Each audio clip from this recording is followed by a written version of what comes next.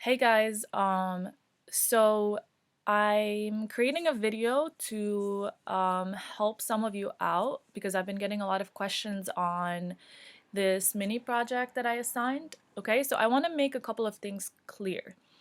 If you're not in Algebra 2 or haven't taken Algebra 2 yet, all I'm expecting from you is to write a program that solves a quadratic equation if that quadratic equation has real solutions, either one real solution or two real solutions. So you don't have to worry about the imaginary solutions part, okay? Um, Now, for the rest of you guys who have taken Algebra 2 or are in Algebra 2 right now, you're gonna have to figure out how to do the imaginary solutions, okay? So, just to be clear, you're allowed to import the math module. What you're not allowed to import is the C math module. So C math is this one, literally just C math.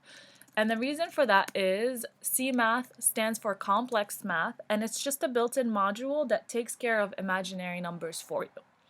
So I know, of course, in the real world, if you were to do a problem with imaginary numbers, the best course of action would be to import C math, right? Because it's available, so why not use it? You have to use all the resources that you can get.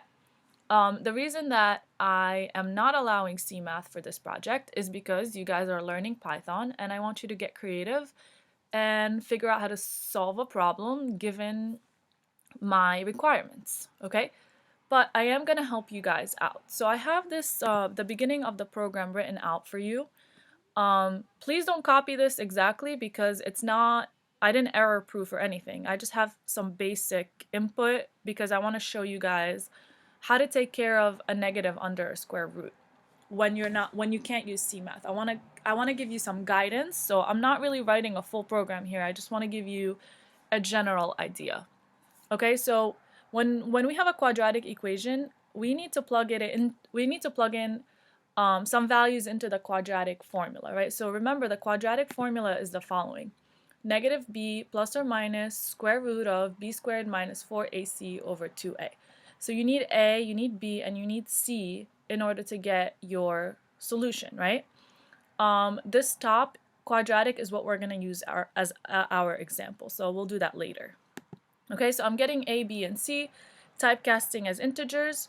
Okay, now when we are trying to figure out how many solutions we have, and what kind of solutions we have, that depends on what's called the discriminant. The discriminant is the value under the radical, b squared minus 4ac. Okay, now there's three situations. Okay, one, if the discriminant is equal to 0, that's one situation. Two is if the discriminant is greater than 0, that's another situation. And three is if the discriminant is less than 0. Okay, so here, if the discriminant is 0, we have one real solution. Here, if the discriminant is greater than 0, we have two real solutions. I hope we know this. And then three is, so this third option, you don't have to consider if you've never taken Algebra 2 yet, okay? This is where we have two imaginary solutions. Okay, so this is why I need to find a discriminant, because finding the discriminant and checking for this, if it's equal to 0, greater than 0, or less than 0, that will tell me what kind of solutions I have. And remember, you're going to have to tell the user what kind of solutions they have, okay? So what you can do is just use a regular conditional for the three situations, right? So for these three situations, that's just an if, else if, right? So something like this: if discriminant is equal to 0, then you're gonna have to, here, calculate solution. So I'll let you do that part. I'm not gonna do it for you, obviously. Else if discriminant is is it else if? I always confuse Java with Python. I'm sorry, because I'm teaching Java too, so I forgot. Is it elif or else, or I think it's else if. Okay. greater than 0, then we'll calculate solution. Hold on, I have an error.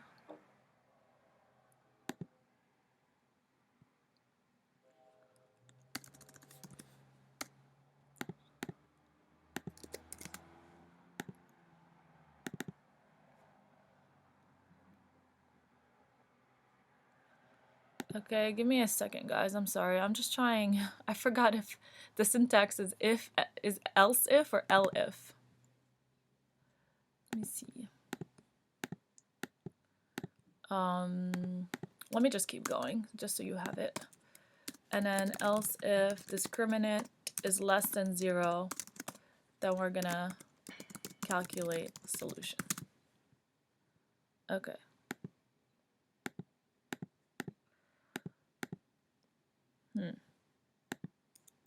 Why does it want me to...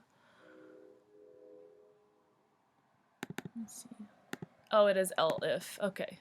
Sorry, I confused Java. Here we go. That's better. Okay. I'm getting an error. Why? It wants me... Is it because I don't have anything under here? Let me see. Solution equals, I don't know, 0, let's say. Okay, yeah, okay. So it's just giving me errors because I didn't actually write anything under the if. Okay. So, I'm not gonna do these two. You're gonna have to figure out how to calculate the solution. That's easy enough. It's just plugging into your quadratic. By the way, a lot of people are asking how to take the square root.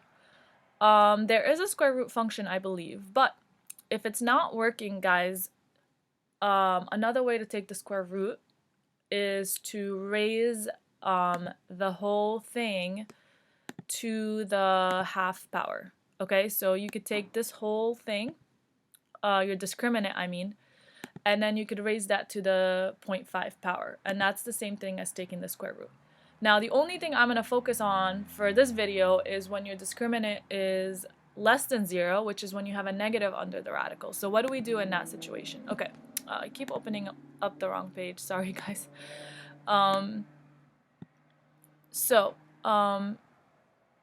Let's see. So we have... So let's take this as our example, right? So we have an A of 1. I'll do multiple colors. A B of -6, and a C of 25. Okay? And we're going to take these three, and we are going to plug into our quadratic formula, right? So what's going to happen here is when I do that, and I think I have it open. Where is it? Here it is. Okay. So take a look at what they did here. So you have negative b, so positive 6, plus or minus square root of b squared, so -6 squared is 36, minus 4 times a times c. So a is 1 and c is 25, and then they do the math, and then they end up with a -64 under the radical. That's a problem, right? Everything else the computer can do for you except here, the -64 under the radical. So what are we going to do? Well, the answer is actually simpler than you think. What we're going to do is we're going to pretend that the 64 under the radical is positive. So let me show you. 6 plus or minus, I'm just going to write it. Square root of -64 over 2, right? Is that it? Yes, okay. So let's do that. So the computer is going to have an issue with this. So why don't we just do this? Take our discriminant and multiply it by -1. So 6 plus or minus. Now we're going to have 64 under the square root over 2. And now you're wondering, well, how does that help me? Well, what we're going to do is when you're trying to solve this, there's a real piece and an imaginary piece. Here, the 6 over 2 is real, and this piece over 2 is imaginary. So if I rewrote this, it would be 6 over 2 plus or minus square root of negative 64 over 2. Okay? So let's actually get the real piece. That doesn't get affected by the negative square root. Okay? So what we can do is actually, we know that the 6 is what? It's negative b, right? So this is technically negative b over, what's the 2? The 2 is technically, oh, the 2 is just, is 2. It's part of the equation, right? It's 2 times a.